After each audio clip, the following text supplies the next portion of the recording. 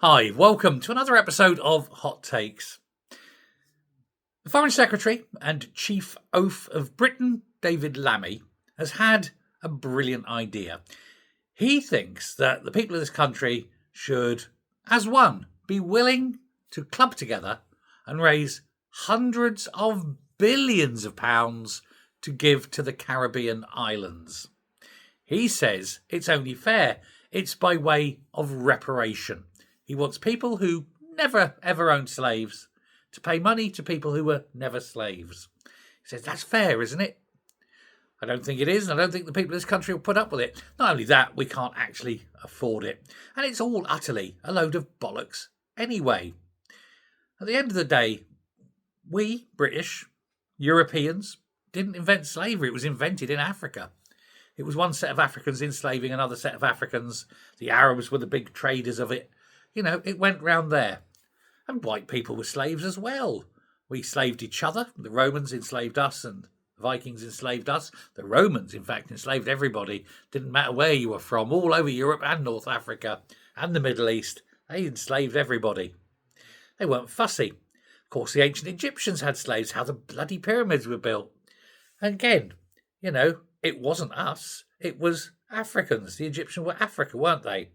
And they enslaved lots of other Africans. Slave trade's been around a long time. But for some reason, Lammy has it in his head that it must be the British who pay, which is odd. I actually think that's quite racist of him. Why isn't he suing the Africans? Why isn't he telling the Africans, come on, you've got to pay for the slave trade that you started? After all, even during the height of the sort of the New World and the American slave trade, it was Africans enslaving other Africans, not, you know, the Europeans going in. It wasn't the Europeans going into the African bush and capturing people and enslaving them. It's very, very weird and very, very complex. And of course, in America, you had black slave owners who made a lot of money off having black slaves. And indeed, slavery initially was for a limited time. And it was a black slave owner who changed the law so that slavery meant for life. They don't teach you that, do they? But if we are going to go back and everyone has to pay for all the different forms of slavery, go back all the way through history, all the way back, 20,000 years, you know, to to, you know, Minoan civilizations and things like that. Gilgamesh, whenever. How far back do you have to go? Eventually, you know, everyone's been paid off. Except for one debt, of course. The one debt that's still owing. And that is that everyone who was ever enslaved has to club together and give Britain lots of money.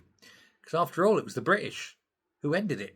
It's the British who spent about a third of their national debt over about 50 years travelling the world, fighting several wars. All that time, effort, money, blood and death to end the slave trade. Where's our money? Where's our repayments? Let's put the bill in. Let's hand it to David Lammy and say, come on, son, cough up.